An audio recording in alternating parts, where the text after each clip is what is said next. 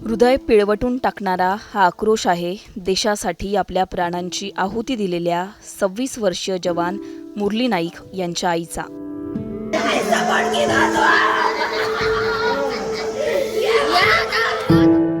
आपल्या एकुलत्या एक मुलाचं सीमेवर जाण्याचं स्वप्न धुनीभांडी करून या आईने पूर्ण केलं। पाकिस्ताननं केलेल्या भ्याड हल्ल्यात आपला मुलगा शहीद झाल्याची बातमी कानावर येताच या आईनं टाहो फोडलाय। मुरली श्रीराम नाईक मूळचे आंध्र प्रदेशचे। घाटकोपरच्या कामराजनगरमध्ये मुरलीचं बालपण गेलं।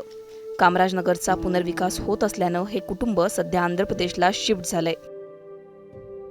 लहानपणापासूनच मुरलीचं आर्मीमध्ये जाण्याचं स्वप्न होतं। मुरलीची आई धुनीभांडी करायची तर वडील मोलमजुरी करायचे। 2022 मध्ये मुरली आर्मीमध्ये भरती झाले होते। मोठ्या कष्टानं अत्यंत हालाखीच्या परिस्थितीमध्ये आई वडिलांनी मुरलीचं भारतीय सैन्यात जाण्याचं स्वप्न पूर्ण केलं।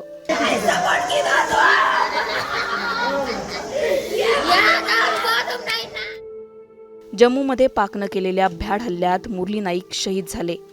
शत्रूशी लढताना मुरली यांना वीरमरण आलंय। मुरली नाईकच्या कुटुंबाचं दुःख भरून न निघणार आहे। मुरलीच्या बलिदानाला मुंबई तकचा सलाम।